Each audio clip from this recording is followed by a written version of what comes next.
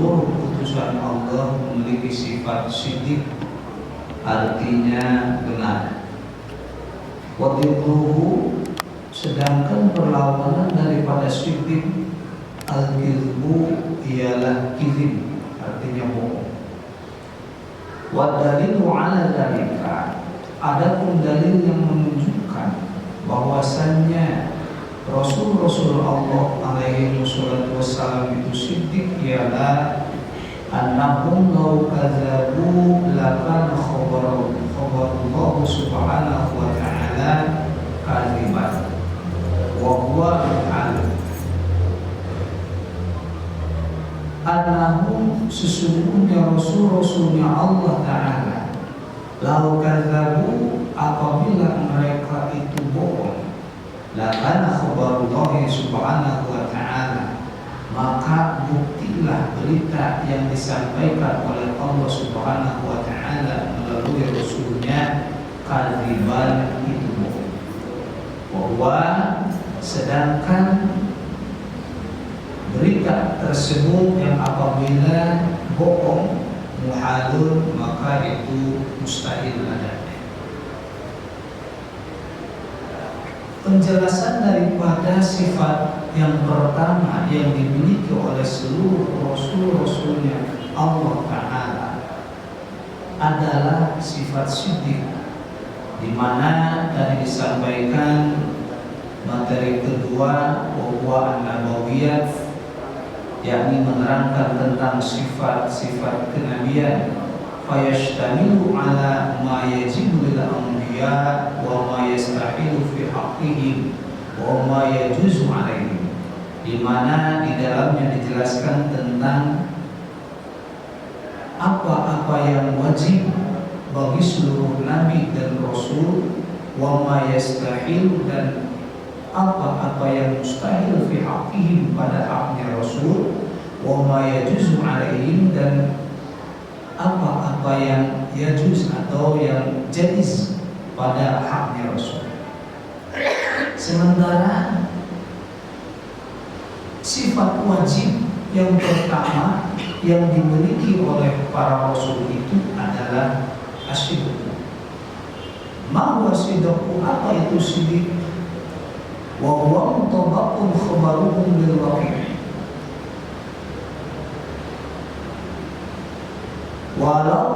walau bihasbi i'tiqadihi, yakni sifat siddiq itu ialah mutabaqun khabaruhum lil waqi', yakni di mana sifat siddiq itu adalah sifat yang disesuaikan mutabaqun khabaruhum, kesesuaian berita dari mereka atau daripada putusan Allah lil waqi', dengan kenyataannya, walau meskipun bihisbi i'tiqadi, meskipun dengan ukuran keyakinan mereka. Itu arti daripada siddiq, yakni Rasul-Rasulnya Allah menyampaikan kabar berita dari Allah Subhanahu wa Ta'ala, disampaikan kepada hamba-hambanya Allah, itu sesuai dengan apa yang dia terima dari Allah, kemudian disampaikan kepada hamba-hambanya Allah. Adapun dalil yang menunjukkan bahwa Rasul-Rasulnya Allah itu memiliki sifat siddiq itu ada. Yang pertama dalil akli, sedangkan yang kedua dalil akli. Dalil akli ialah dalil yang ditinjau oleh hukum akal, sehingga akal gharisi atau akal pikiran manusia sampai kepada dalil tersebut memahami bahwa Rasul itu memiliki sifat siddiq, yakni law kadzabu lakana khabarullah subhanahu wa ta'ala kadziban wa huwa mu'ad. Itu dalil akli, dalil akli. Artinya Walau kadzabu, apabila Rasul itu berbohong, lakana khabarullahi ta'ala, khabarullahi subhanahu wa ta'ala, maka buktilah berita dari Allah subhanahu wa ta'ala itu kadziban, adalah bohong. Wa huwa muhalun, sedangkan hal seperti itu ialah muhalun, mustahil ada. Khabar yang seperti apa yang disampaikan oleh Rasulullah dari Allah subhanahu wa ta'ala? Khabar yang dimaksud, berita yang dimaksud ialah al-hikami, yakni tentang hikmah-hikmah yang disampaikan oleh Allah melalui perantaraannya Rasul-Rasulnya Allah. Wa huwa mu'jizatun, hikmah tersebut merupakan mukjizat yang diberikan oleh Allah kepada Rasul-Rasulnya Allah subhanahu wa ta'ala. Untuk apa mukjizat tersebut? Untuk menjawab daripada apa yang telah disampaikan oleh hamba-hamba Allah tentang kebohongan. Seperti halnya Nabi Musa alaihissalam diberikan mukjizat oleh Allah subhanahu wa ta'ala, dengan tangannya bisa bersinar, kemudian cahayanya meliputi, cahayanya sama dengan cahaya terangnya matahari. Begitupun mukjizat yang disampaikan oleh Allah melalui Nabi Musa dengan mukjizat-mukjizat yang lainnya untuk menjawab daripada kebohongan-kebohongan daripada tukang sihir dan lain sebagainya. Nah, itu yang disampaikan oleh Rasul-Rasulnya Allah. Kemudian begitupun seperti halnya waktu zaman Nabi Muhammad SAW, di mana yang diagungkan, yang dibesar-besarkan oleh umat pada waktu itu ialah tentang penyair-penyair. Sehingga dengan syair tersebut timbullah perselisihan, sehingga dengan syair-syair tersebut timbullah perdamaian. Maka yang diagungkan oleh mereka pada waktu itu adalah syair-syair, sehingga banyak penjaga-penjaga Arab pada waktu itu. Kemudian Allah menyampaikan risalah nubuwah kepada Nabi Muhammad SAW dan menyampaikan mujizat yang paling utama ialah Al-Quran, di mana isi Al-Quran daripada penggalan kata-katanya hampir mirip dengan syair, tapi bukan syair, dan bahkan melebihi daripada syair. Sehingga siapapun pada waktu itu orang yang membacanya akan terkesima dengan rangkaian-rangkaian kata yang berada pada dalam Al-Quran itu sendiri. Itu dalil akli. Dalil tersebut bisa dipahami oleh akal. Apabila putusan Allah itu bohong, maka berita yang disampaikan oleh Allah melalui Rasulnya adalah tentang kabar yang bohong. Sedangkan dalil akli bahwa seluruh putusan Allah itu adalah siddiq, yakni benar, tercatat dalam Al-Quran surah Al-Ahzab ayat 22.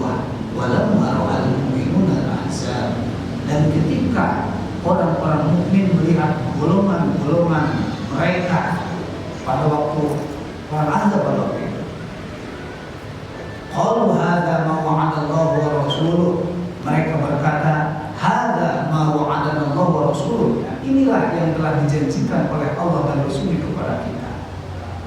Wa sadaqallahu wa rasuluh, dan benarlah, nah ini wa sadaqallahu wa rasuluh, dan benarlah siddiq, dan benarlah Allah dan Rasulnya.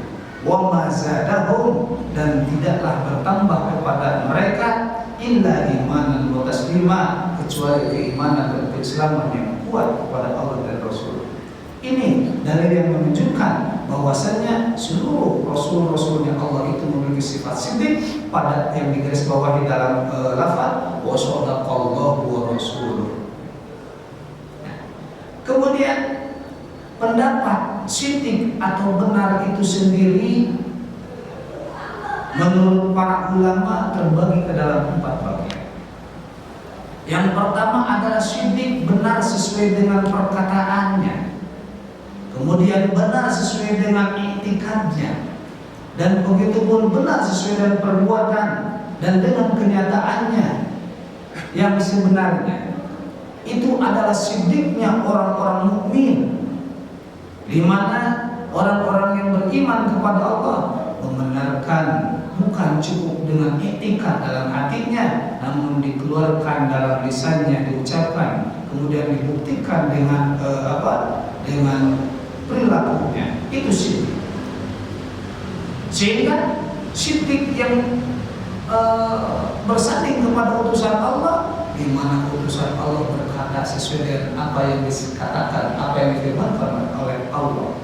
Kemudian syirik yang bersanding kepada utusan Allah, ia berbuat sesuai dengan apa yang telah difirmankan oleh Allah Subhanahu wa taala.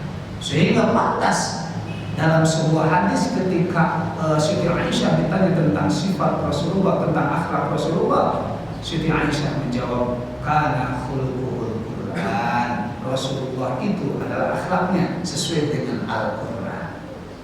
Kemudian yang kedua, siddiq benar sesuai dengan perkataannya, dan begitu pun dengan kenyataannya, walaupun tidak sesuai dengan iktikadnya.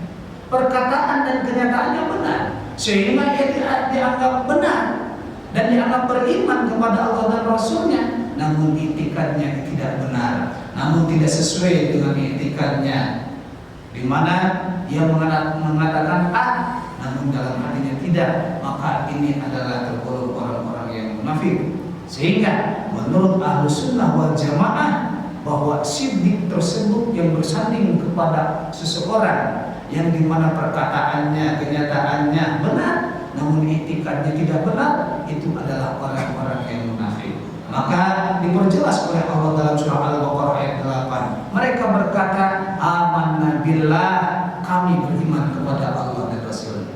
Namun Allah menjelaskan, wa ma hum bimu'minin, dan tidaklah mereka termasuk ke dalam golongan orang-orang mukmin. Ini benar sesuai dengan perkataannya, benar sesuai dengan kenyataannya, ia iman kepada Allah, dia syahadat kepada Allah di hadapan Rasulullah, namun hatinya tidak bersyahadat, namun hatinya tidak bersyahadat. Kemudian yang ketiga, siddiq sesuai dengan iktikad dan kenyataannya. Iktikadnya benar, kenyataannya pun benar, tapi tidak sesuai dengan perkataannya. Apa?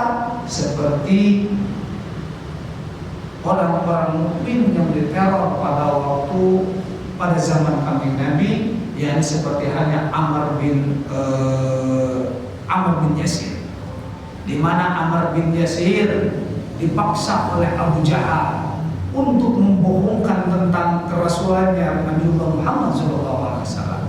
Namun secara terpaksa, karena dilihat ibunya telah dibunuh oleh Abu Jahal, bapaknya pun telah meninggal karena disiksa oleh Abu Jahal. Namun secara terpaksa Amr bin Yasir membohongkan tentang kerasulannya Rasulullah SAW. Namun tidak termasuk ke dalam golongan orang-orang yang kufur ataupun orang-orang yang munafik. Kenapa demikian? Sebab perkataannya jelas betul apa yang dikatakan, dia membohongkan Nabi Muhammad SAW, dan kenyataannya sesuai dengan perkataannya, tapi etika dalam hatinya ia tetap memegang teguh iman kepada Allah dan Rasulnya. Ini siddiq yang bersanding kepada siapa? Kepada sahabat Rasulullah SAW, yakni Amr bin Yasir. Yang terakhir adalah siddiq benar sesuai dengan iktikad dan perkataan, namun tidak sesuai dengan kenyataannya yang dibenarkan. Seperti hanya bagaimana iktikadnya benar, kemudian perkataannya pun benar, seperti orang-orang yang Yahudi yang menganggap Nabi Uzair itu adalah ibnullah, anak Allah.